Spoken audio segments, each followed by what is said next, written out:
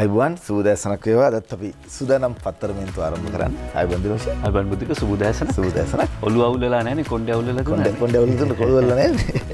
අපි සූදානම් ආරම්භ කරන අදත් පත්තරමෙන්තුවේ ප්‍රධාන පුවත් ගණනාවක් තියෙනවා. ඒ වගේම තමයි අපි සූදානම් වෙනවා. අද දවසේදී කොහොමද පැහැදිලිව මේ වැඩ කටයුතු සිද්ධ කරන්නේ? කොවිඩ් තත්ත්වය කොහොමද, රටේ තියෙන තත්ත්වය කොහොමද කියලා ඔබට තේරුම් කරලා දෙන්න. ලෝක තත්ත්වය පිළිබඳවත් දිනුෂත් එක්ක කතා බහ කරන්න සූදානම් වෙනවා. අපි මුලින්ම ලෝක තත්ත්වයට යනවාද ප්‍රධාන පුවත් වලට ගිහිල්ලා. හරි. අපි ලෝක තත්ත්වයට යන්න පුළුවන්. බුද්ධික මේ සාමාන්‍යයෙන් අපි පොඩ්ඩක් කතා කරනවානේ. ඔළුව හදාගන්න. ඉස්සර මේ ගාල්ලේ ඉඳලා කොළඹාවේ කෝච්චිය එනකොට මොන කෝච්චියද ආවේ? රුහුණු කුමාරී. දැන් යකඩ ගොඩකටත් අපි නමක් දැම්ම. රුහුණු කුමාරී, ගාලු කුමාරී, යාල්දේවි. මේ තමයි අපි. ඒ කියන්නේ හදවතක් ඇති මිනිස්සු තමයි අපි. ඒ අනුව බුද්ධික අද මේ පුවත්පත් පිටු අතරේ පෙරලද්දී හමු වුණා අරුණ පුවත්පතේ කෙළවරක වගේ තිබිච්ච පුවතක්. ඒ තමයි ඉරණමඩු ජලාශයේ වාන් දැම්මා කියලා සතුටු වෙච්ච ඒ ප්‍රදේශයේ ජනතාව මුට්ටි 101ක කිරි ඉතුරු මංගල්‍යයක් පවත්වලා. එතකොට මේ ඉරණමඩු ජලාශය කියන්නේ උතුරු පළාතේ තියෙන විශාලතම ජලාශය.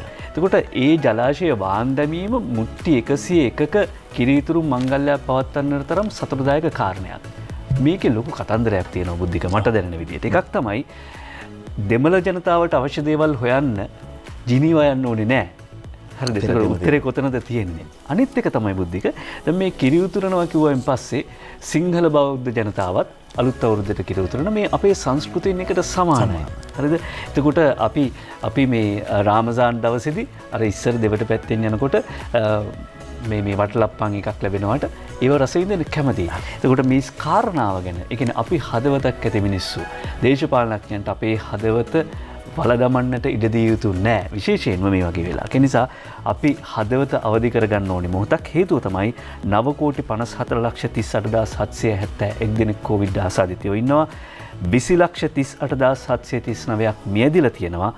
ඒ ලෝක තත්ත්වය මොකද ඊයේ දවස තුල අලුතින් වාර්තා වෙන සංඛ්‍යාව 5,50,234ක්, මිය ගිහිල්ලා තියෙනවා 8,809ක්. එහෙම තියෙද්දි අපි හදවත විවෘත කරගනිමු. හදවත නැවත පණ ලබමු. හදවත අවදි කරගනිමු. හදවත විවෘත කරන්න, හදවත පණ ලබන්න, හදවත අවදි කරගන්න. අද දවසේ මේ අලුතෙන් පටන් ගන්න සතිය ඔබට වාසනාව උදා වේවා කියලා ප්‍රාර්ථනා කරමින් අපි සූදානම් ප්‍රධාන පුවත්පත්වල මුල් පුවත් වෙත ඔබව එකගෙන යන්න.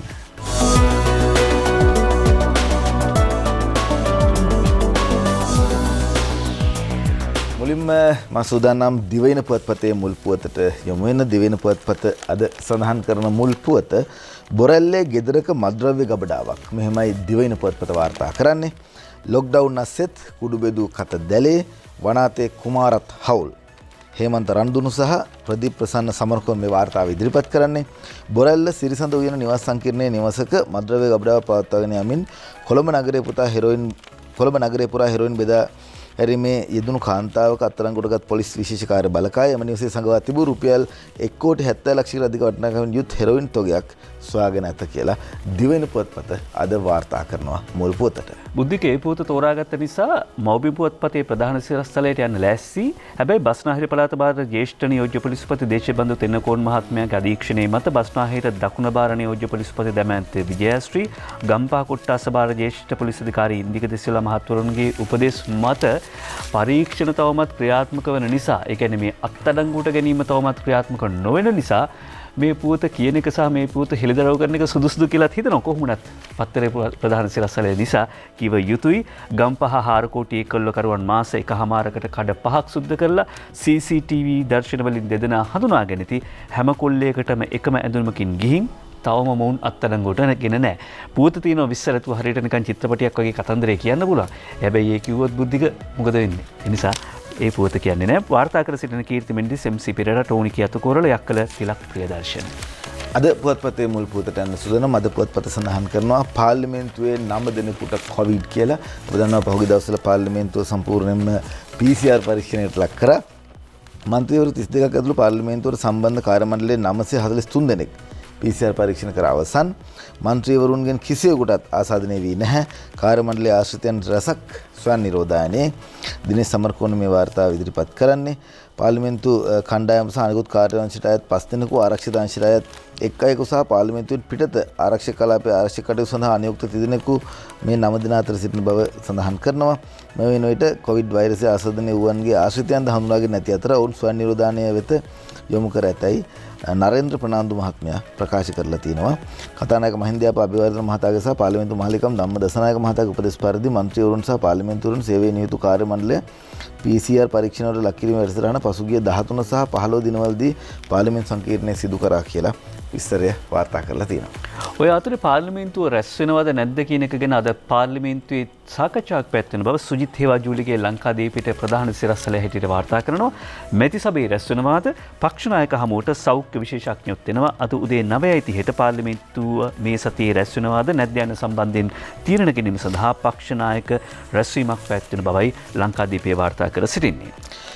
දිනමින පුවත්පත වාර්තා කරනවා මේ වසර අවසානයේට පෙර අලුත් ව්‍යවස්ථාවක් පාර්ලිමේන්තුවට මේ වසර අවසානයේට පෙර අලුත් ව්‍යවස්ථාවක් පාර්ලිමේන්තුවට දිනමිනයි වාර්තා කරන්නේ අසේල කුරුළුවංශය මේ වාර්තාව ඉදිරිපත් කරන්නේ මේ වසර අවසානයේට ප්‍රථම නව ආණ්ඩුක්‍රම ව්‍යවස්ථාවක් සකස් කරන පාර්ලිමේන්තුව ඉදිරිපත් කිරීමට රජය අපේක්ෂා කරන බව අමාත්‍ය මහාචාර්ය ජී.එල්. පීරිස් මහතා ප්‍රකාශ කරනවා.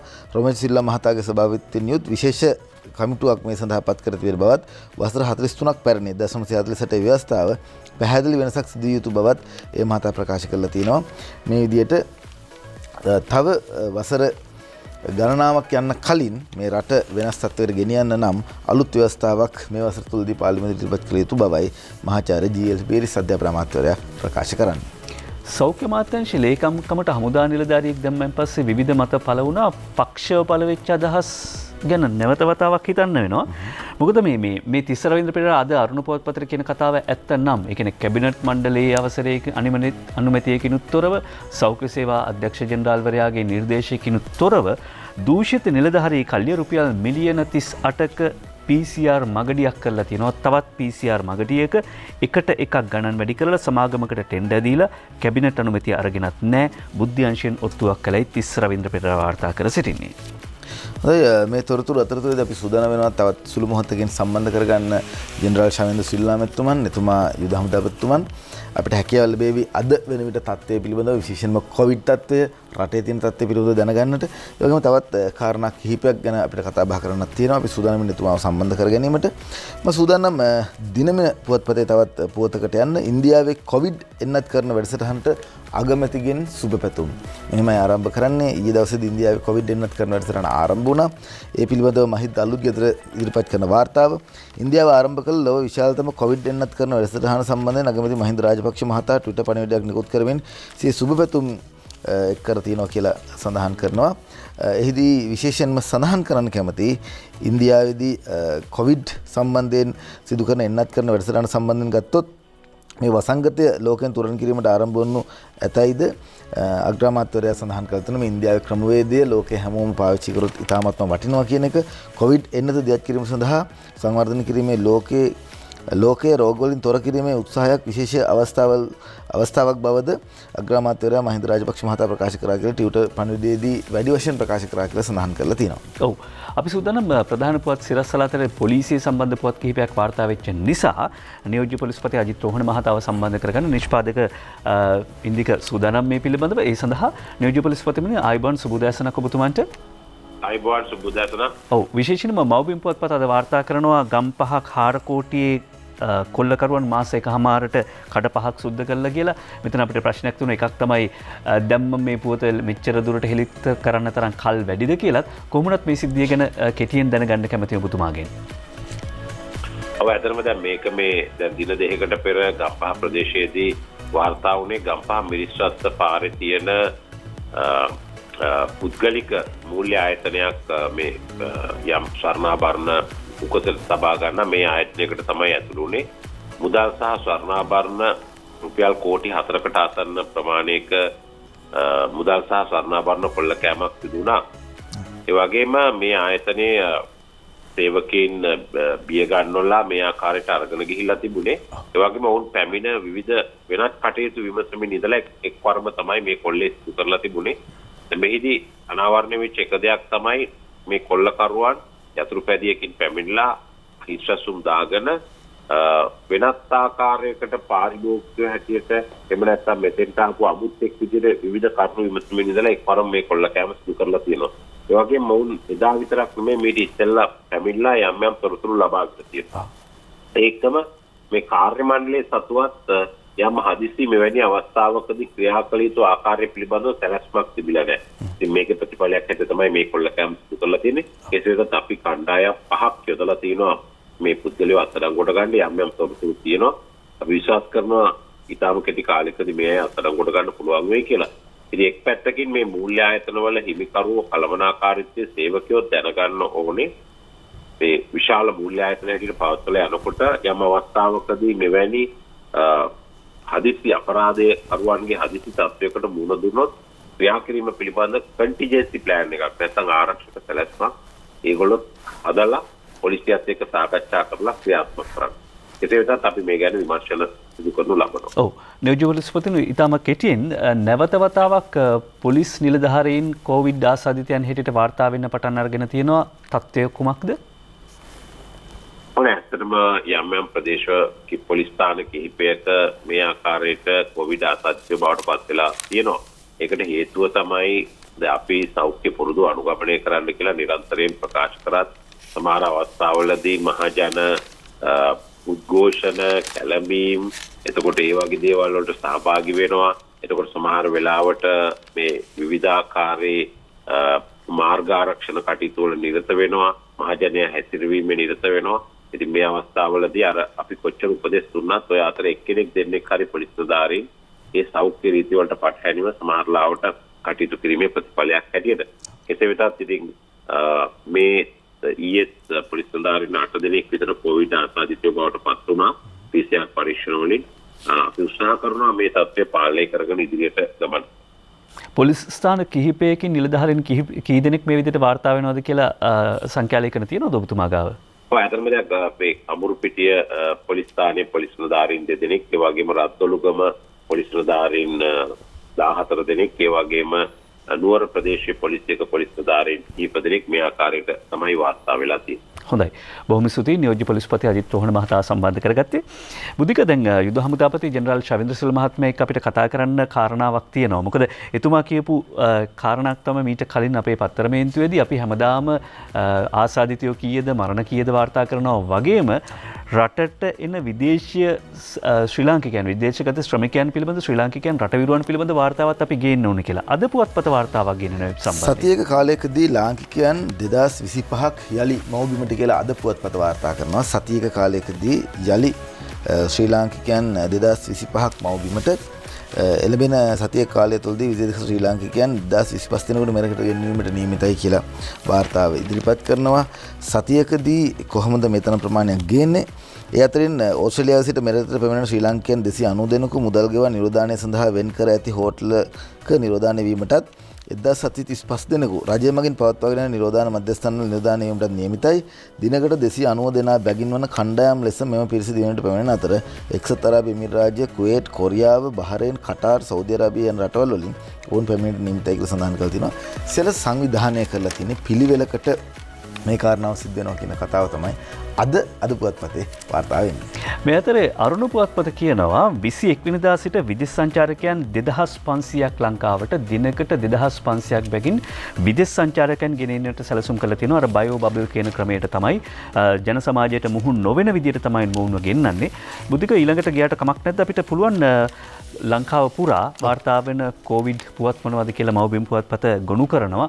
දකුණෙන් කොරෝනා ආසාදිතයන් 1534යි, ගාල්ලේ ප්‍රාදේශීය දේශපාලනඥයන් 2 දෙනෙක්, ඒ කියන්නේ රත්ගම සහ හබරාදුව ප්‍රාදේශීය සභාවල, මිනුවන්ගොඩ මාතලේ ප්‍රදේශයේ 5ක් හුදකලාවට, සීදුව පොලිසිය නිලධාරීන් 5කට කොවිඩ්, පමුණුව 80කට ඇන්ටිජන් කරලා තියෙනවා. ඔක්කොම නෙගටිව් වුණා කියලා කියන්නේ හැබැයි ලයිසන් එකක් හම්බුණා නෙවෙයි. සමහරට හෙම්බිරිසාව අද හැදෙන උතනට හෙට හැදෙනවා වගේ තමයි මේක. කළුතර ප්‍රදේශ 10ක් හුදකලාවෙන් නිදහස්, රද්දලුව පොලිසියේ 15කට පොසිටිව්, වවුනියාව ප්‍රයිවට් දොස්තරටත් 22 දෙනෙකුටත් කොරෝනා, පාර්ලිමේන්තු කොවිඩ් පොකුර 14ක් වේ. නියඳගල ඇඟලුම් කම්හලෙන් 13 දෙනෙක්, දළදා මාලිගා පොලිසිය නිලධාරීන් පිරිසකට කොවිඩ් 231ක් සොයන නිරෝධායනට යවයි. කොරෝනාවෙන් බේරී ඇවිත් දිවිනසාගෙන හේතුව තමයි නිරෝධායන වෙලාවට පස්සේ යාළුවන් කුණු කළ නිසා කලකිරීමට පත් වෙලා වාර්තා වෙන්නේ අතුරුගිරිය ප්‍රදේශයෙන්. උපකාරක පන්තිවලට දිස්ත්‍රික් කරා එන්න බෑ. ඊට පස්සේ ඉංගිරි කර්මාන්ත ශාලා 5ක 435ක් නිරෝධායනට වාසුගේ අමාත්‍යාංශයේ කිසිවකට කොවිඩ් නැහැ කියලා මාධ්‍ය ලේකම් සංජීව කියනවාලු. කළුතර දිස්ත්‍රික් ලේකම්ගෙන් අටලුගමට කොලේලියක්, හලාවත සිසුන් 35ක් සමග ගුරුවරු දෙදෙනාත් නිරෝධායනට. මේ තමයි මව්බිම් වාර්තා කරන හැටි අද රට පුරා වාර්තා වෙන කොවිඩ් පුවත්. දිනමින පුවත්පතට යන්නට සූදානම් දෙවෙනි පුවත්පතේ සඳහන් කරන උපකාර පන්ති සම්බන්ධ ගැටලුව එය දැන් නිරාකරණය වෙලා තිනවා. උපකාර පන්ති ලබන සමුදා සිට කියලා මාතෘකාව යටතේ දෙවෙනිට වාර්තාව ඉදිරිපත් කරන දිනමිනට ඉදිරිපත් කරන මහින්ද අලුත්ගෙදර උපකාර පන්ති ආරම්භ කිරීමට COVID-19 වසංගතය යටතේ දැන් අවස්ථාව ලබා දී තිබෙනවා. එළඹෙන සමුදා 25 වනදා ඉඳලා තමයි මේ ආරම්භ කිරීමට රජය තීරණය කරලා තියෙන්නේ. එම උපකාර පන්ති පැවැත්වීමට අදාළ චක්‍රලේඛන මේවට නිකුත් කර තිබෙන අතර ඒ අනුව ජනවාරි මාස 25 වනදා සිට උපකාරක පන්ති පැවැත්වීමට නියමිත බව සඳහන් වෙනවා. සෞඛ්‍ය සේවා අධ්‍යක්ෂ ජෙනරාල්වරයා තමයි වෛද්‍ය අසිල ගුණවර්ධන මහතා මේ පිළිබඳව ප්‍රකාශ කරලා තියෙන්නේ. උපකාරක පන්ති වලට යනකොට කොහොමද යන්න ඕන? සාමාන්‍යයෙන් 50-100 අතර ප්‍රමාණයක් විතරයි පන්තියකට ගෙන්න ගන්න පුළුවන්කම ලැබෙන්නේ. මේවල නිකුත් කර තිබෙන චක්‍රලේඛනය අනුව බස්නාහිර පළාතේ පිටත උපකාර පන්ති පැවැත්වීම සඳහා තමයි මේ අවසරය දීලා තියෙන්නේ. බස්නාහිර පළාත ඇතුළත කිසිම උපකාර පන්තියක් පවත්වන්නට තවම අවස්ථාව ලබා දීලා නැහැ. 50ක් සහ උපරිම සංඛ්‍යාව 100ක් දක්වා තියෙන පන්ති වලට තමයි පන්තියක ළමයි සංඛ්‍යාවෙන් 50යි ගෙන්නන්න පුළුවන්. ඒකත් උපරිමය 100 දක්වා විතරයි ගෙන්නන්න පුළුවන් කියන එක තමයි සඳහන් කරලා තියෙන්නේ. උපකාරක පන්ති අපොස සාමාන්‍ය පෙළ විභාගය සහ අපොස පෙළ සඳහා පමණක් විවෘත කරන ලෙස ඉල්ලා සිටින අතරම සෞඛ්‍ය සේවා අධ්‍යක්ෂ ජෙනරාල්වරයා පසුව රටේ පවතින තත්ත්වයන් දිහා බලලා නැවතවතාවක් මේ පිළිබඳව සලකා බලන බවත් සඳහන් කරලා තියෙනවා. මාර්ග උපදේශ අනුවට කටයුතු කරන්න කියලා තියෙනවා. උපකාර පන්ති ආරම්භ කිරීම සම්බන්ධයෙන් දිනමින ඒ වාර්තාව. ඒ අතරේ අරුණ පුවත්පත ශ්‍රියානි විජේසිංහගේ වාර්තාවක් ගෙනනවා. මෙතෙක් කළ PCR වලට කෝටි 648ක් වියදම් වෙලා කියලා.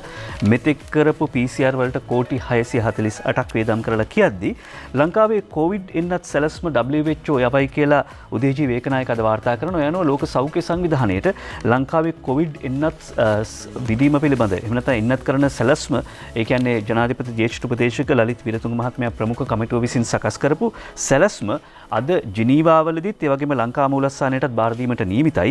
ලෝකේ රටවල් වලින් ලැබෙන මේ සැලසුම් හෙට ඒ කියන්නේ 19 වෙනිදා ඉඳලා 21 වෙනිදා දක්වා ලෝක සෞඛ්‍ය සංවිධානය අධීක්ෂණය කිරීමට නියමිතය. ඒ අනුව එක් රටවලට ලැබෙන එන්නත් ප්‍රමාණය මේ මාස 22 වෙනිදා වන විට ප්‍රකාශයටපත් කිරීමට නියමිත බව තමයි ලෝක සෞඛ්‍ය සංවිධානය සඳහන් කරන බුද්ධික. ඒ අතරේ ලංකාදීප පුවත්පතට ගියාම ලංකාදීප පුවත්පතේ ප්‍රකාශයක් තියෙනවා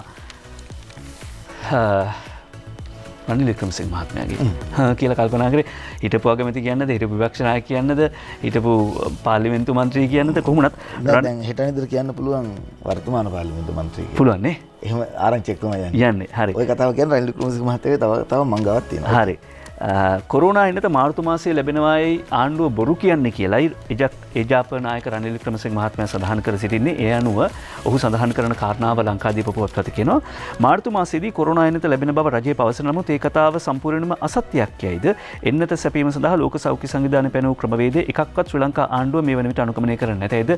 වික්‍රමසිංහ මහත්මයා කියනවා. හැබැයි අපි කිව්වා කොහොමද ලලිත් විරතුංග මහත්මයාගේ ප්‍රධානත්වයෙන් යුත් කමිටුව නියමිත දවසේ කියන්නේ 19 වෙනිදා ඉඳලා තමයි ලෝක සෞඛ්‍ය සංවිධානයේ මේ යෝජනා සලකා බලන්නේ. එතකොට අද දවසේ ඒක නිකුත් කිරීමට එහෙම නැත්නම් ඒක බාර දීමට නියමිතයි. කොමුණත් මේ අංජුල මහික වීරරත්න කියන මේ වාර්තාවේදී තව කතාවක් තියෙන බුද්ධිකේ තමයි බුද්ධික කතාවටත් මේක හොඳ පෙරවදනක් වෙයි. දැන් මේ සාකච්ඡාවක් අවස්ථාවේදී තමයි රනිල් වික්‍රමසිංහ මහත්මයා මේ අදහස පළ කරන්නේ. මේ අවස්ථාවේදී එක්සත් ජාතික පක්ෂ රජයක් තිබුණා නම් ක්‍රියා කරන්නේ කොහොමද කියලා තරුණයෙක් ප්‍රශ්නයක් මත කළාලු. එතෙන්දී හිටපු අග්‍රාමාත්‍යවරයා hina වෙලා කියලා තියෙන්නේ වෙලාවට අද රජයේත් පාර්ලිමේන්තුවේත් මම නැත්තේ කියලා. වෙලාවට අපි සම්බන්ධ කරගන්න උත්සාහ කරනවා ශවේන්ද්‍ර සිල්ලා හමුදාපතිතුමන්ව. මම උදෙන් මෙතුමත් එක්ක කතා බහ කරලා කිව්වා මේ අද ගෙදර වැඩි වැඩකුත් තියෙනවා.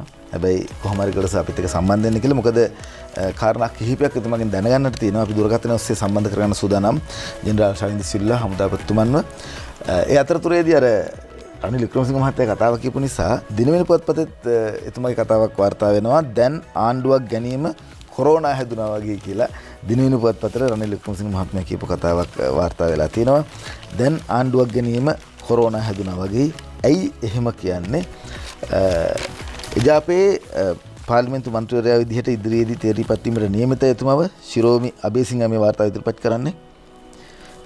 ජනතාවගේ සෞඛ්‍ය සුරක්ෂිතතාවය බව සහ ජීවත්වීමේ අරගලය ජය ගැනීම සඳහා මේ අවස්ථාවේ සිදු කළ යුත්තේ ආණ්ඩුව මාරු කිරීම නොව හිටපු අගමැති සහ එක්සත් ජාතික පක්ෂ නායක රනිල් වික්‍රමසිංහ මහතා ප්‍රකාශ කළ තුන මේ අවස්ථාවේදී ආණ්ඩුවක් බාර ගැනීම කොරෝනා වෙනදීම වගේයි එතුමා ප්‍රකාශ කරලා තිනවා.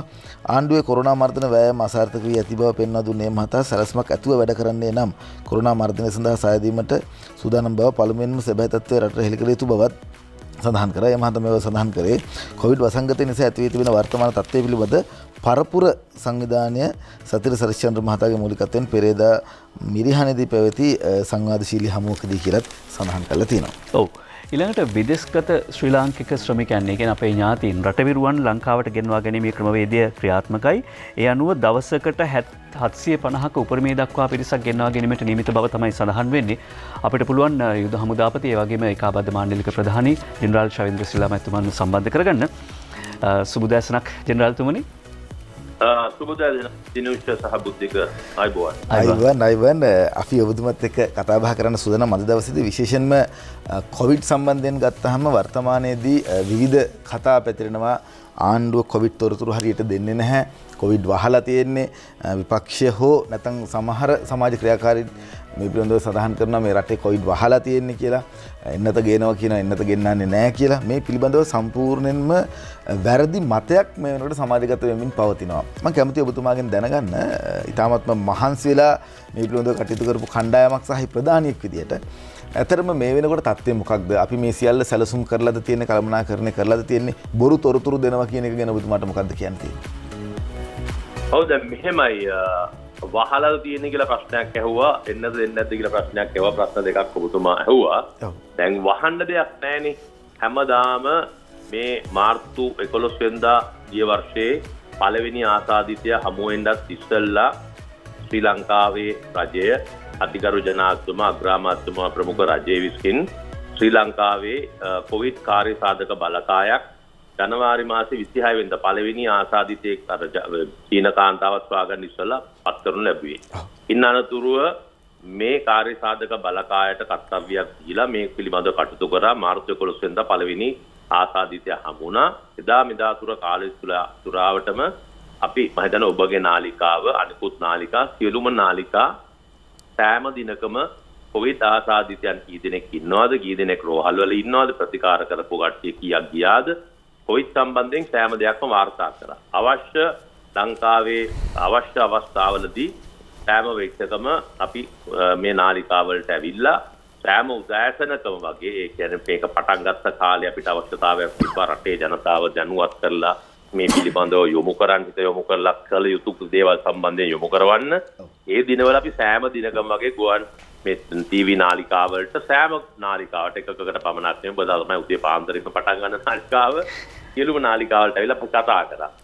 ඉතින් දැන් රටේ ජනතාවට කොවිඩ් සම්බන්ධයෙන් හොඳ අවබෝධයක් තියෙනවා. යම් සුළු පිරිසක් අනවබෝධයකින් යුතුව කටයුතු කරන අනවබෝධයටත් වඩා නොසැලීමේදීකම කිව්වොත් හොඳයි, නොසැලීමකම කිව්වොත් ඊට වැඩිය වටිනවා. ඉතින් ඒ අනුව හැම කෙනෙක්ම වගේ දන්නවා. ඉතින් අත්‍යවශ්‍ය අවස්ථාවක් පමණක් තිබ්බොත් ගන්න ඔබගේ නාලිකාවෙන් නම් මේ ටෙලිෆෝන් එකෙන් හරි ගන්නවා. අනිත් වගේ සමහර අවස්ථාවල අපි ගන්න උත්සාහ කරන්නේ නැහැ. අවශ්‍ය දේ පමණක් කියන්න ඕන නම් පමණක් පැමිණෙනවා. ඉතින් වහලා කතාවක් නැහැ මේ කියපු වචනේම කිව්වොත් වහන්න දෙයක් ඇත්තේ නැහැ. අනිත් එක මේ අපේ වගේ රටක වහන්න බෑනේ. මාධ්‍යවේදීන් කියන්නේත් බොහොම අර බුද්ධියංශ වගේ තමයි කොහෙන් හරි හොයාගන්නවා.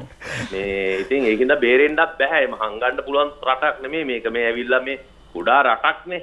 දූපතක්නේ. ඉතින් මේ රටේ ඉන්න බුද්ධිමත් ශ්‍රී ලාංකීය ජනතාවක් ඉන්නවා. බුද්ධිමත් මාධ්‍යවේදීනුත් ඉන්නවා මේ රටේ. ඉතින් ඒකින්ද මේ මාධ්‍යවේදීන් එක්ක හැංගිලි බොරු. ඉතින් ඒක වෙන්න බෑ. ඒක කරන්න උත්සාහ කරන්නේත් නෑ. මොකද හංගන්න දෙයක් ඉතුරු වෙලා නෑ. අපි තාම සාර්ථක අපිට කියන්න තිබෙන්නේ රටක් හැටියට අනිකුත් අපිට මේ කොවිඩ් එක හැමදාම අපි කියනවා වගේ තනියෙන් හිතන්න බෑ. අපිට ලෝකයේ අනිත් රටත් එක්ක රටවල් එක්ක සංසන්දනාත්මකව බලන්න. ප්‍රබල රටවල් ඉතාමත්ම භයානක ආකාරයෙන් පැතිර යන අවස්ථාවක තමයි මේ ලංකාවේ අපි ජීවත් වෙන්නේ. අපේ රටෙත් කොවිඩ් තියෙන. අපේ රටෙත් වෙනම කොවිඩ් එකක් නැහැනේ. ඒ වගේම ප්‍රභේදයන් සමහරලාට පොඩි පොඩි වෙනස්කම් වෙන්න පුළුවන්. අපිටත් ටිකක් දරුණු ප්‍රභේදයක් තමයි දෙවෙනි වතාවට ඇවිල්ලා තිබෙන්නේ. අපේ රටෙත් තිබෙනවා. මේ රටේ වාර්තාවන් ඔක්කොම අපි දෙනවා. අපි මරණ හංගන්නෙත් නැහැ. දැන් උදේ ගත්තොත් අපි මරණ 8ක් හැටියට ඊයේ වාර්තා කරද්දී ඒ ඇවිල්ලා දවස් දෙක තුනක යම් හේතුන් හින්දා පරීක්ෂණ කළා හරියටම මේ කොවිඩ්ද නැත්නම් කොවිඩ් හින්දා කොවිඩ් ඇත්තේ නැති හින්දාද කියලා හොයාගැනීමේ යම් පහසුතාවයන් නැත්තේ වාර්තා වෙනස් කියලා 8 දිනක් වාර්තා වුණාට ඊයේ දිනේ ඇත්තටම දවසට මිය ගිහිල්ලා තියෙන 3 දෙනයි. ඉතුරු කට්ටිය ඊට පසුගිය දවස් 4කම එකතු වෙලා තමයි දීලා දින්නේ. එහෙම හරිය කියනවා. යම් කිසි ප්‍රමාදයක් සෞඛ්‍ය අමාත්‍යාංශයෙන් දෙන වාර්තාවල ඒ උන්ට ලැබෙන වාර්තා අනුව වෙනසක් ඇතුණාට අපි අනිවාර්යයෙන්ම මේවක් කියනවා. අද වෙනකන් කිසිම මියෑමක් එහෙම අපි මේවා කළා නැහැ. ඉතින් දෙන වාර්තාවන් දෙනවා. මම හිතන්නේ වහපු කීව සම්පූර්ණයෙන් වැරදි. ඒත් එක්කම ඔබතුමා අහුව ප්‍රශ්නයක් එන්නත ගේන්නේ නැහැ කතාවක්. මේවා ඔක්කොම ඉතින් ඔය යම් කිසි පුද්ගලයෙක්ගේ හිත සුව පිණිස කියන කතාව වෙන්න පුළුවන්. එන්නත ගේන්නේ නැතුව ඉන්නේ අනිවාර්යයෙන්ම ලංකාවට එන්නත ගේනවා. එන්නත ගේන වකවානුත් මාස ගණන් තව ඉස්සරහට නෙමෙයි තියෙන්නේ. ඊටමත් කෙටි කාලයකින් ප්‍රථම කණ්ඩායම ඉස්සල්ලාම දිය යුතු කණ්ඩායම වෙනුවෙන් සුළු වශයෙන් හෝ ගේන්න බලාපොරොත්තු වෙනවා. ඒක බොහෝ දුරට ලබන මාසේ වෙද්දී අනිවාර්යයෙන්ම වෙනවා. ඊට පස්සේ අනිකුත් අයවලුන්ට ඒ එන ප්‍රමාණයට අනුව තෝරාගත් කණ්ඩායම් වලට ඊයේ මම හිතන්නේ ඔබ පිළිබඳව කිව්වා. ඒ කියන්නේ තත්ත්වයේ තමුන් දරන තනතුර හැටියට නෙමෙයි. නමුත් අනිවාර්යයෙන්ම මේකට කොවිඩ් සම්බන්ධයෙන් ඉදිරි පෙළ ක්‍රියාකරුවන් ඒ වගේම යම්කිසි වයස් සීමාවකින් උඩ කොවිඩ් හින්දා යම්කිසි අපහසුතාවයකට පත් වෙන අසාධි තත්ත්වයකට පත් වෙන්න පුළුවන්. තෝරාගත් කට්ටියට ප්‍රථමයෙන් සහ ඒ අනුව වයස් සීමාවන් අනුව නැත්නම් ලෙඩ රෝග තියෙන තත්ත්වයන් අනුව ඉතාමත්ම පැහැදිලි විනිවිදභාවකින් යුත් ඉතාමත් හොඳ අප කිව්වොත් හොඳ ක්‍රමවේදයක් යට තමයි ශ්‍රී ලංකා වාසීන්ට මේ කොවිඩ් එන්නත ලබා දීමට බලාපොරොත්තු. හොඳයි හමුදාපතිතුමනි මට සමාවෙන්න. ජෙනරාල්තුමනි මේ එතකොට ඔබතුමා විශ්වාස කරන විදිහට කොවිඩ් එන්නත කොයි කාලේ වගේ ලංකාවට ලබා ගන්න පුළුවන් වෙයි කියලාද හිතන්නේ මේ කළමනාකරණ කටයුතුත් එක්ක? මෙහෙමයි අද දිනේ 18 වෙනිදාදී අපි අනිවාර්යයෙන්ම ලෝකයේ සංවිධානත් එක්ක රෙජිස්ටර් වෙන්න තිබ්බා. ඒක අද වෙන්නේ ඉස්සලා අපි ඒක කරලා තිබෙනවා. මම හිතන්නේ ප්‍රථම කණ්ඩායමක් නැත්නම් මේක මේ උත්තරේ නොදී නෝනේ දන්නවා අපි නමුත් අර නිකන් මේකේ ප්‍රධානී ඇවිල්ලා ලලිත් පිරතුංග මහත්තයා තමයි කාර්යසාධක බලකායේ එන්නත් කාර්යසාධක බලකායේ ප්‍රධානියා මාත් මේකේ ඉන්නවා. ඉතින් එතුමා මම හිතන්නේ ඊයේ පෙරේදත් කියලා තිබ්බා.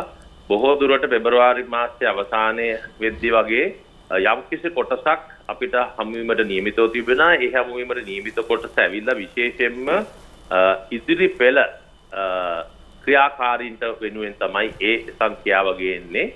ඉදිරි පෙළ ක්‍රියාකාරීන් කියලා කියන්නේ බොහෝ දුරට සෞඛ්‍ය ශාස්ත්‍රයේ ඉදිරියෙන්ම සිටින අයවලුන් ඒත් එක්කම ත්‍රිවිධ හමුදාව සහ පොලිසියේ ඉදිරි පෙළ ඉන්න අයවලුන් ඒ කට්ටිය තමයි ඒ කියන්නේ මේ කොවිඩ් සම්බන්ධයෙන් ක්‍රියා කරන කණ්ඩායම. ඊට පසුව මාර්තු මාසයේ විතර වෙද්දී බොහෝ දුරට අනිත් කණ්ඩායම් වශයෙන් එකපාරට රටකට එකට ගන්න හැකියාවක් නැහැනේ මේවා. ඉතින් ඇනවුම් කරලා තිබ්බට ඒ දෙන ප්‍රමාණයන් තියෙන ලෝකයේ අනිත් රටවල් එක්ක අපිට මම හිතන්නේ යම්කිසි ප්‍රමුඛත්වයක් අපිට ලබා දීලා තිබෙනවා. අතිගරු ජනාධිපතිතුමත් කතා කරලා තිබෙනවා විවිධ රටවල් එක්ක. ඉතින් ඒකින්ද බොහෝ දුරට අපිට වෙනත් රටවල් එක්ක සංසන්දනය කළ බැලුවම අපේ රටේ හදන දෙයක් නෙමෙයි මේක. එතකොට ඒකින්ද බොහෝ දුරට අපිට මාර්තු මාසයේ ඉඳලා ඉදිරියට අනිවාර්යයෙන්ම හම්බ වෙනවා. පෙබරවාරි මාසයේ අවසානයේදී පළවෙනි කොටස හරි ලංකාවට ඒකට නියමිතව තිබෙනවා. හොඳයි දැන් ඔබතුමාගෙන් මේ ප්‍රශ්නය නොඅසා බෑ. දිනමින පුවත්පතත් මේ වාර්තාව ඉදිරිපත් කරලා තියෙනවා. ඔබ ඔබතුමා යුද හමුදාවේ හමුදාපතිවරයා වුණාට පස්සේ අපි යුද හමුදාව ගැන ගොඩක් තොරතුරු දැනගන්න ගත්තා. හමුදාව කළමනාකරණය කරන විදිය දැන් අපි පහුගිය දවස්වල දැක අවුරුදු 5කට ඉස්සරහට මොනවද කරන්නේ 10කට මොනවද කරන්නේ කියලා. අද දිනමින පුවත්පත වාර්තා කරලා තිනවා යුද හමුදාවේ මහපුට්ටු 89කට උසස් වීම කියලා. යුද හමුදාපතිතුමා නිර්දේශ කරලා තිනවා. ඒ වගේම තමයි සේවා අවශ්‍යතාවය මත තමයි මේ සියල්ලපත් කරලා තියෙන්නේ කියලා. මීට කලිනුත් මේ දේවල් සිද්ධ වුණා. හැබැයි පිළිවෙලක් අරගෙන පල්ලෙහා ඉන්න අයට අවස්ථාව ලබා දීලා ඉහළට යන්න අවස්ථාව ලබා දීලා මේ වගේ ක්‍රමවේදයන් අනුගමනය කරන වැඩසටහන් සම්බන්ධයෙන් කතා බහ කරනවා. මම කැමති කෙටියෙන් දැනගන්න ඔබතුමාගේ අදහස මොකක්ද, ඉලක්කය මොකක්ද මේ වගේ වැඩ කටයුතුත් එක්ක. ඔව් දැන් මෙහෙමයි විශේෂයෙන්ම ඔය කියන පුටු වෙනස් වීම කියලා කියන්නේ යුද හමුදාවේ ඕනම ඔය බලගේ ආයතනවල සමහරට අඩුවෙන් ප්‍රවෘත් අපේ ආයතනයේ මාරුවීම් කරන්න ඕන. සාමාන්‍ය එක් ස්ථානයක නිලධාරිවරයෙක් නම් වසර 2ක වගේ කාලයක් වැඩි වුණොත් උපරිම වසර 3යි. ඒත් එක්කම සොල්දාදුවෙක් නම් අපේ විරුදාර රණවිරුවෙක් නම් වෙනත් සමහර අවුරුදු 2යි 3යි 4ක් වගේ කාලයක් උපරිම තමයි ලබා දෙන්නේ. ඒකින්ද මේ පුටු අනිවාර්යයෙන්ම මාරු විය යුතුයි. ඒක ඒකාකාරී වෙන්නත් බෑ, එකම තැනක ඉන්නත් බෑ. ඒත් එක්ක තමුන් ජීවිතේ උඩට යන්න ඕනේ. ඒ ක්ෂේත්‍රයේ උඩට යද්දී විවිධ සම්තුල හොබවන්න ඕනේ. ඒ යටතේ තමයි තත්ත්වයන් අපි ඇති කරලා තිබෙන්නේ. ඉතින් විශේෂයෙන්ම අද දිනේදී හමුදාවේ දෙවැනියා නැත්නම් හමුදා මාණ්ඩලික ප්‍රධාන යුද හමුදා මාණ්ඩලික ප්‍රධානීවරයා පත්වීමට නියමිතව තිබෙනවා. ඒත් එක්ක හමුදාවේ තුන්වෙනියා සතිය අන්තයේපත් වුණා. ඒත් එක්ක එකක් උඩට යද්දී අනිත් ඒවා විදියට පිළිවෙලට හැදිලා මාරුවීමක් තිබෙනවා. යාපනයේ ආඥාපතිතුමා මාරු වුණා. වන්‍ය ආඥාපතිතුමා යාපනයට ගියා. පවුනියාට වෙන ආඥාපති කෙනෙක් ආවා. නැගිරේ ආඥාපතිතුමා තව සතියකින් දෙකකින් පමණ විශ්‍රාම යාමට නියමිතයි. එතුමා විදියට පත් කරන්න ඕනේ. ඊළඟට මධ්‍යම පළාතේ ආඥාපතිවරයා ලබන මාසෙ මාරු වෙන්න තිබෙනවා. ඒත් එක්ක අධ්‍යක්ෂකරු විශේෂයෙන්ම ඔබ හා සම්බන්ධ වෙන මාධ්‍ය අධ්‍යක්ෂක මාරු වෙනවා. මාධ්‍ය අධ්‍යක්ෂකට ඊට වඩා උසස් තනතුරක් හමු වෙනවා. වෙනත් පුද්ගලයෙක් මාධ්‍ය අධ්‍යක්ෂක වෙනවා. ඒ සම්බන්ධයෙන් ඉතිආගාරයෙන් සුබවාදීව හැබැයි එකම දේ මේ පාර අපි තනතුරු දෙද්දී සහ විශේෂයෙන්ම උසස් වීම දෙද්දී හමුදාවේ මේ ජ්‍යෙෂ්ඨත්වයේ කියන එකට සලකමින් දක්ෂතාවයට තමයි තනතුරු ලබා දීමට සහ උසස් වීම ලබා දීමට ක්‍රියා කරන්නේ.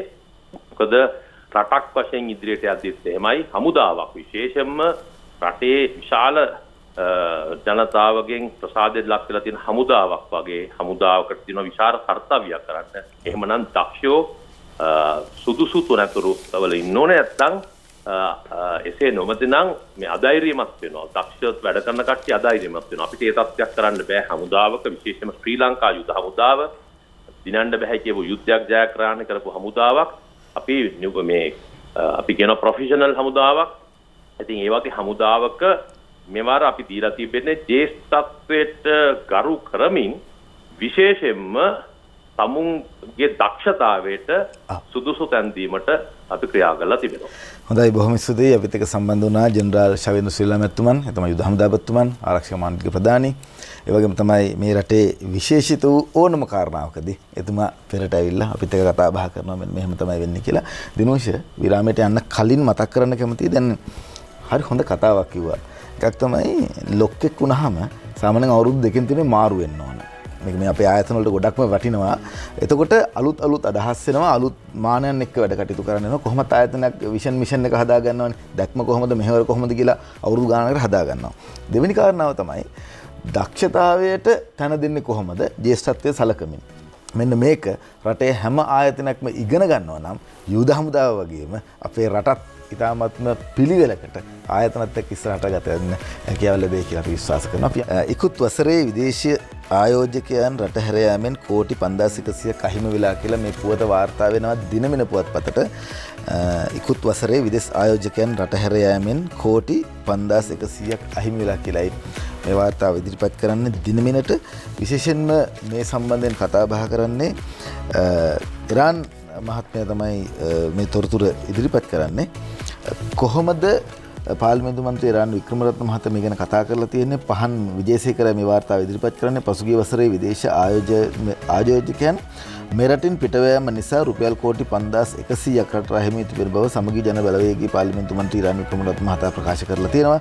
2019 වසරේදී 120ක්ව පැවති විදේශ ආයෝජනය 2020 වසර වන විට 3.5ට අඩුවේ තිබෙන බවද මන්ත්‍රීවරයා පෙන්වා දුන්නා.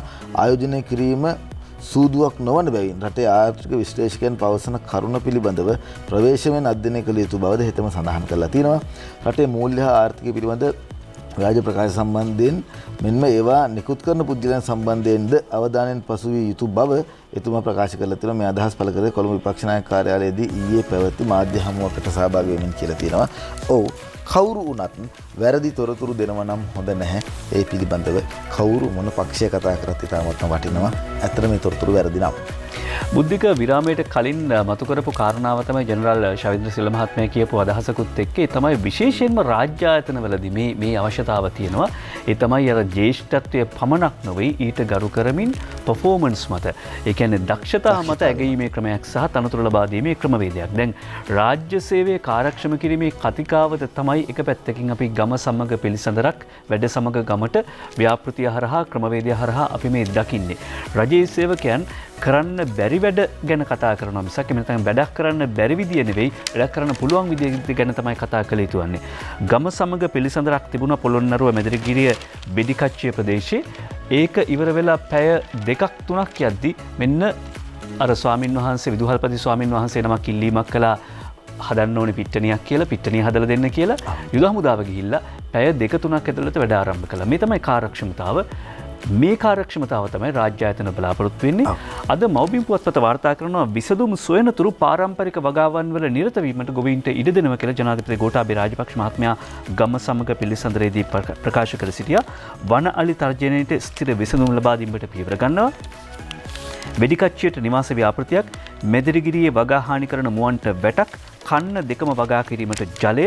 මේ අතරේ මේ පුවත වාර්තා කරද්දී මව්බිම් පුවත්පත සඳහන් කරනවා ජනපතිගේ ආරාධනෙන් මහවැලි ප්‍රාථමික විදුහල හිටපු ජනාධිපති මෛත්‍රීපාල විවෘත කරයි කියලා පැත්තෙන් තියෙන ඡායාරූපේ තියෙන්නේ. මේක විවෘත කරන්න ගියන් පස්සේ මෛත්‍රීපාල සිරිසේන හිටපු ජනාධිපතිතුමත් හිටියලු. ජනාධිපති ගෝඨාභය රාජපක්ෂ මහත්තයා පිටත තත්ත්වයක් දාලා කියලා තියෙනවා මේක හදන්න මුල් වුණේ ඔයානේ. ඔයා මේක විවෘත කරන්න කියලා. ඊට පස්සේ අද මව්බිම් පුවත්පත ඒත් එක්කම වාර්තා කරනවා ජාත්‍යන්තර මැණික් කුළුණු ඉදිකිරීම රත්නපුර ජනතාවගේ සිහිනේ සැබෑවීමක් කියලා අග්‍රාමාත්‍ය මහින්ද රාජපක්ෂ මහත්මයා කරන ප්‍රකාශය. මහින්ද රාජපක්ෂ ජාත්‍යන්තර මැණික් කුළුණට මුල් කර තැබීමේ උළෙලදී එතුමා සඳහන් කර සිටින්නේ අපේ පාලන කාලවලදී මැණික් කර්මාන්තකරුවා රැකගන්න වැඩ කළා. කර්මාන්තකරුවන් රැකගත්ත කර්මාන්තකරුවෝ කියලා ජාතිය දේශීය කර්මාන්තකරුවෝ ඉන්නවා කියලා දැනගත්තෙත් එතුමාගේ පාලන කාලෙදී.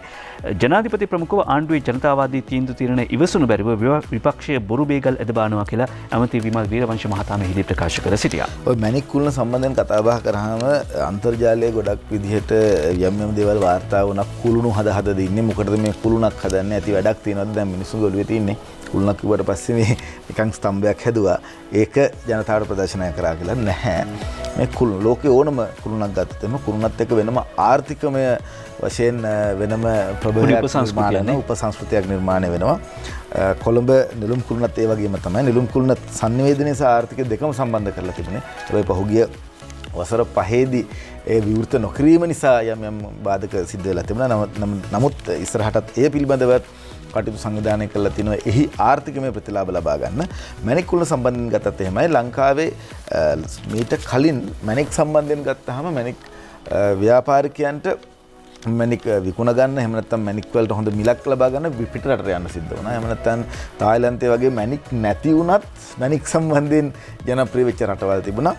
අපේ රටට මේ සියල්ල ගෙනල්ලා රත්නපුර ප්‍රදේශයේදී කුළුණක් හදනක විතරක් නෙවෙයි කුළුණ වටා තියෙන දේවල් ටික කුළුණෙන් සිදු කරන අනිත් කාර්යභාරයන් ටික ඒ පිළිබඳව මිනිසුන්ගේ රටේ ලෝකයේ අවධානය දිනා ගන්නයි මේ කාරණාව සිද්ධ කරලා තියෙන්නේ. ඒ පිළිබඳව හොයා බැලුවොත් ඒ පිළිබඳව කියවන්න ගත්තොත් ඔබටත් පැහැදිලි අවබෝධයක් මේ සම්බන්ධයෙන් දැනගන්න හැකියාව ලැබෙවි.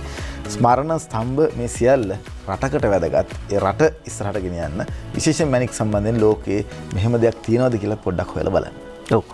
ඒ අතර අපි සූදානම් මැණිකක් වගේ වටින මේ රට පිළිබඳව රටට තොප්පිය දාන්න යන අපේම දෙමළ කට්ටියකගෙන් ජිනීවාවට මුට්ටිය කියලා වාර්තා කර සිටින F අස්ලම් අද අරුණ පුවත්පතේ මේ වාර්තාව ගෙන ඉන්නේ. ඒ අනුව සංවිධාන 11ක් සංදේශයක් නිකුත් කිරීමට නියමිතයි. ඊළඟ ජිනීවා මානව හිමිකම් කොමිසමට මේ සහභාගී වුණු රටවල් 47ටම මේ සංදේශය බාර දීමට නියමිතයි. උතුරු හා නැගෙනහිර පළාත් තුළ හමුදාව අධික වශයෙන් රඳවා ගැනීම, දෙමළ දේශපාලන සිරකරුවන් නිදහස් නොකිරීම, පුරාවිද්‍යා දෙපාර්තමේන්තුව නමින් උතුරු නැගෙනහිර පළාත තුළ සිංහල ජනපදකරණය කිරීම, උතුරු නැගෙනහිර පළාත් තුළ දේශපාලන හා සිවිල් ක්‍රියාකාරීන් ලුහු බැඳීම, කොවිඩ් ආසාදිත මුස්ලිම් දේහයන් භූමිදානය කිරීමට ඉඩ නොදීම, ආදාහනය කිරීම, යුද්ධයේදී මියගිය පිරිස සිහි කිරීමට අයිතිය කඩ කිරීම කියන කරුණු මේකෙන් පෙන්වලා දීලා තියෙනවලු. මේකෙදි විශේෂයෙන්ම දේශපාලන පක්ෂවල නායකයන්ට අමතරව ද්‍රවිඩ උරුමයේ සභාවේ සභාපති ඇම්ස්ටෝන් පියතුමන්, නැගෙනහිර පළාත් සිවිල් සංවිධානය කමිටුවේ ලේකම් ඥානේශ්වරන්, අතුරුදරන්නුවන්ගේ ඥාතීන්ගේ සංගමේ සභාපතිනි යෝගරාසා ජනරංජනී, දෙමළ ජාතික ජීවන උරුමයේ සඳහා උදෙසා වූ සංවිධානයේ සභාපති එස් සිවකරන්, ත්‍රිකුණාමලයේ රදගුරුතුමන් ඇතුළු කිතුණු හා හින්දු ආගමික නායකයන් පොදු අත්සනින් යුතුව තමයි මේ සංදේශය නිකුත් කරන්නේ. සහභාගී වන රටවල් 47ට. මේ අතරේ නයනතරංග ගමගේ වාර්තා කර සිටිනවා එල්ලවන චෝදනාවලට උත්තර දෙන්න ජිනීවා පොරොන්දු ඉටු කරමින් ජනාධිපතිගෙන් විශේෂ කොමිසමක් කියලා. ඒ අනුව පසුගිය ජිනීවා කොමිසමේදී විදේශ අමාත්‍ය දිනේෂ් ගුණවර්ධන මහත්මයා සඳහන් කර සිටියා මේ මෙතෙක් ලංකාවේ ගැටලුව සම්බන්ධයෙන් ඉදිරිපත් කළ තියෙන සියලුම යෝජනා සලකා බලලා වාර්තාවන ආකාරයට හිටපු ශ්‍රේෂ්ඨාධිකරණ විනිසුරුවරයෙකුගේ ප්‍රධානත්වයෙන් කොමිසම පත් කරනවා. ඒ අර කලින් වතාවේ වෙච්ච පොරොන්දුව අනුව මෙතෙක්කල් ඉදිරිපත් වුණු සියලුම කොමිෂන් සභාවල වාර්තා, ඒ වගේම ජිනීවා යෝජනා සියල්ල අධ්‍යයනය කරලා රජයට නිර්දේශ ඉදිරිපත් කිරීමට තමයි බලාපොරොත්තු වෙන්නේ. කොමුණත් ඊළඟ සැසියට මේක ඉදිරිපත් කරන්නේ නැහැ. රජය මේ යෝජනා පිළිබඳව නැත්නම් මේ විමර්ශන පිළිබඳව අවධානය යොමු කරන්න සූදානම්. දිනමින පුවත්පතේ වාර්තාවක් අමාත්‍ය කෙහෙලිය රඹුක්වැල්ල මහත්මයා කියපු කතාවක් දිනමිනට වාර්තා වෙලා තිනවා. හිතුමතේට කොවිඩ් එන්නත් ගේන්න බෑ කියලා ඇමති කෙහෙලිය රඹුක්වැල්ල කතා කරනවා. කෙහෙලිය රඹුක්වැල්ල මහත්මයා පැහැදිලි කරලා දෙන්නේ කොවිඩ් එන්නත එන්නේ නැහැ කියලා නෙවෙයි. හිතුමතේට මේක ගේන්න බෑ. අපේ ජනතාවට යමක් දෙනකොට ඒක පැහැදිලිව තොරතුරු හරියට හොයලා බලලා කරන්න ඕන. කොවිඩ් මර්ධනයට අවශ්‍ය එන්නත් හිතුමනට රටට ගේන්න හැකියාවක් නැහැ. ඒවා මෙරටට ප්‍රායෝගිකව පාවිච්චි කිරීමේ හැකියාව පිළිබඳව මුලින්ම හොයා බැලිය යුතුයි. ඒ පිළිබඳව ජනමාධ්‍ය අමාත්‍යාංශ කෙහෙලි රඹුක්වැල්ල මහතා මැල්දුම්බර ප්‍රදේශයේ ප්‍රාදේශ සභාවේ රුපියල් ලක්ෂ 25ක වියදමින් නිදි කළ ප්‍රජාශාලාව ජනතා අයිතියට පත් කිරීමේ අවස්ථාවේ තමයි සඳහන් කරලා තියෙන්නේ. හිතුමතේට ගේන්නේ හැබැයි ඉක්මනින්ම අරගෙන එනවා කියන එක. ඒකත් එක්කම සඳහන් කරනවා තවදුරටත් පාසල් වසා නොතබා විවෘත කිරීම හොඳ තීරණයක් කියලා.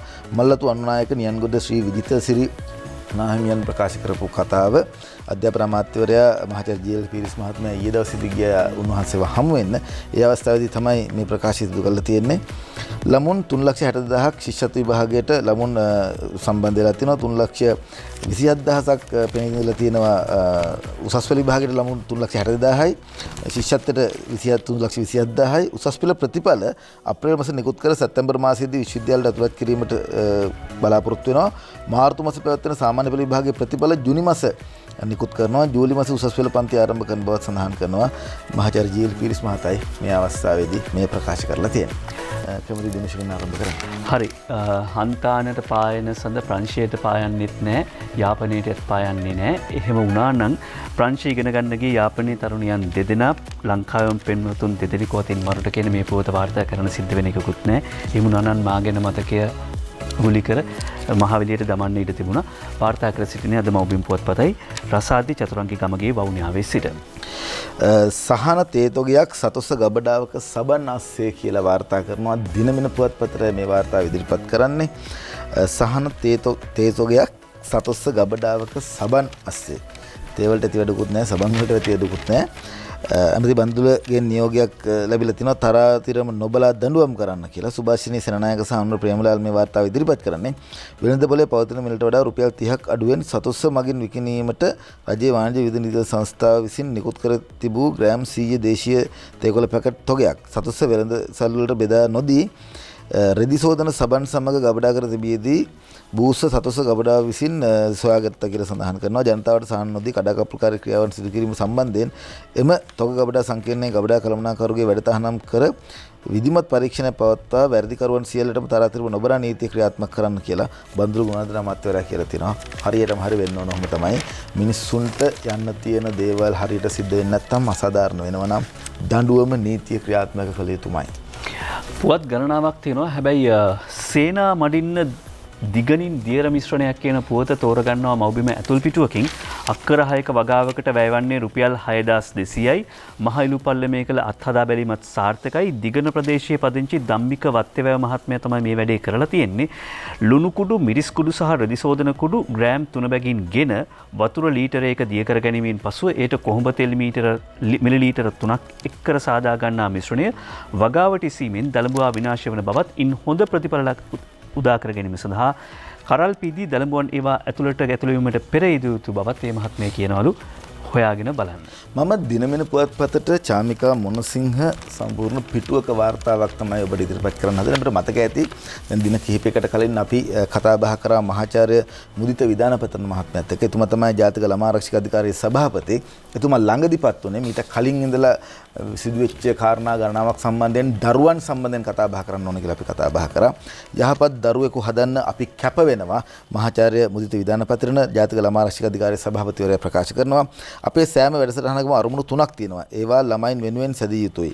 ඒවාට ළමා සහභාගීත්වය තිබිය යුතුයි. සහ ළමා ආරක්ෂණය සහවුරු කළ යුතුයි කියලා ඒ මාර්ගෝපදේශය යටතේ ගුවන්විදුලි රූපවාහිනී හෝ සෑම වැඩසටහනකදීම අපි ළමයි සම්බන්ධ කරගෙන තමයි සිදු කරන්නේ. කලින්ට වඩා අපේ වැඩසටහන් ළමයින් දැනුවත් වීම නිසියාකාරව සිදු වෙනවා කියලා අපේ වැඩසටහන් වලින් ළමයි දැනුවත් වීම කලින්ට වඩා හොඳින් සිදු වෙනවා කියලා තියෙනවා. කොහොමද අපි පැහැදිලිව මේ දරුවන්ට වෙන අකටයුතුකම් නවත්වන්නේ සහ දරුවන් රටේ තෝරගෙන තියෙන්නේ මොන ආකාරයෙන්ද දරුවන්ගේ අනාගතය කොහොමද කරන්න කියලා පැහැදිලි කරලා තිනවා මහාචාර්ය උද්දිත විදානපතන මහත්මයා සමග කරපු සාකච්ඡාව චාමිකා මොනසිංහ දිනමිනට. විදේශ පොත්වල කතා වෙලා තිබුණා කමලා හැරිස් සාරියාඳීද නැද්ද කියලා. අපි බලන්නේ කාටුන්.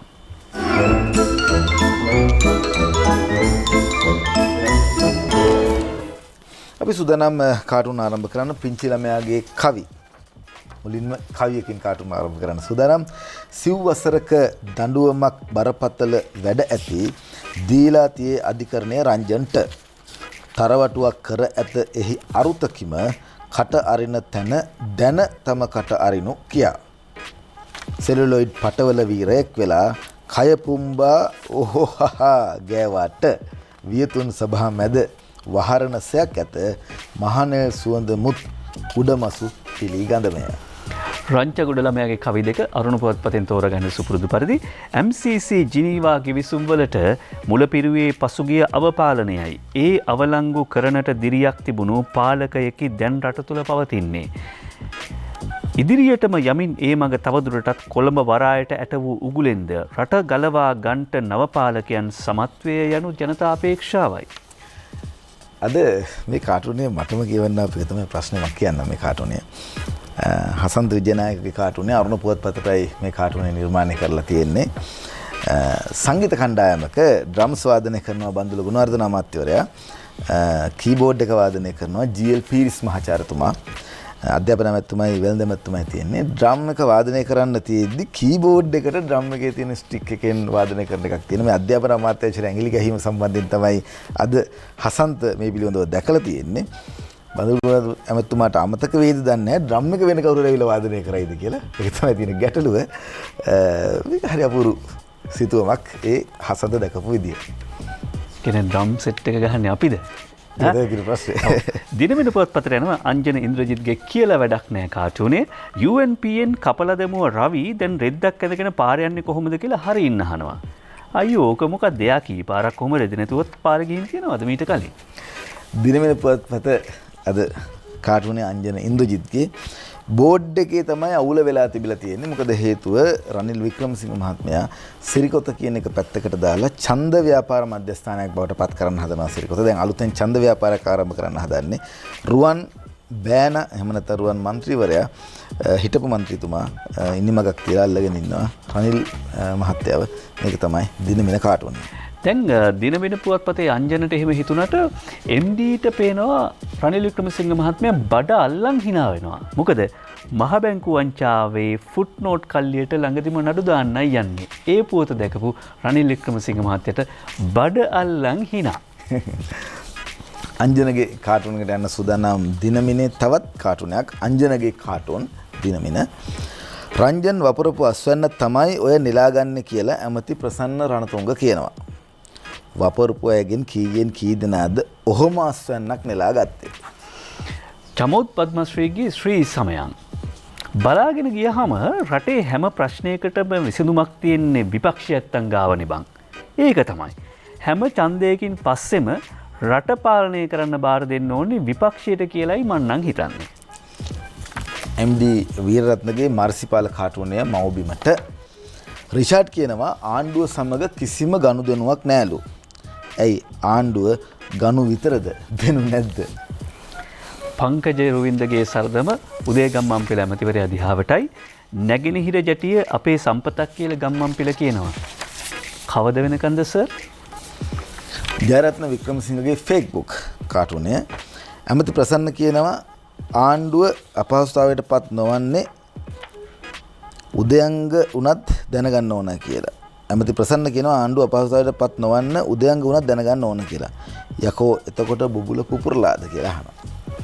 විදුර අබේනායක ගැඹුරට යනවා ගැටලුවේ දවසේ පද 4න් විකුණන්නෙත් නැතිලු බදු දෙන්නෙත් නැතිලු විසඳන අරමුණට වැඩ ජැටියෙහි ගැටලු කන්නෙත් නැතිලු කන්නට දෙන්නෙත් නැතිලු තැටියත් හිස්ය නොදැනීම කටළඟලු තැටියත් හිස්ය අත නොදැනීම කටළඟලු කන්නෙත් නැතිලු කන්නට දෙන්නෙත් නැතිලු තැටියත් හිස්ය අත නොදැනීම කටළඟලු. අපි අවසන් කරන්න සූදානම් අද පත්තර මේන්තුව. ඔබ දන්නවා අපි දිගින් දිගටම ඔබට මතක් කරනවා කොහොමද පරිස්සම් වෙන්න ඕන කියන එක. හැම තැනම කොවිඩ් මාරයා ඉන්නට පුළුවන්. ඒක නිසා අපි පරිස්සම් වෙන්නට ඕන. මුව ආවරණ නිතරම පැලඳගෙන ඉන්න, මීටර් 2 දුර තියාගන්න. මමත් දිනෝෂත් අපි හැමදාම මේ පිළිබඳව මතක් කරනවා. ස්වාධීන රූපවාහිනී සේවයේ දිගින් දිගටම ඔබව දැනුවත් කරනවා. ඔබට තියෙන්නේ ඔබ ඒ පිළිවෙත් අනුගමනය කරන ගමන් අසල්වැසියනුත් දැනුවත් කරන්න, තමන් ළඟ ඉන්න අය දැනුවත් කරන්න, පුළුවන් තරම් සංචරණය සීමා කරන්න. ඔබටත් මටත් මේ උවදුරෙන් මිදෙන්නට හැකියාව ලැබේවි. අපි ගිහින් එන්නම්. ලස්සන දවසක් ඔබ සැමට, ලස්සන සතියක් ඔබට.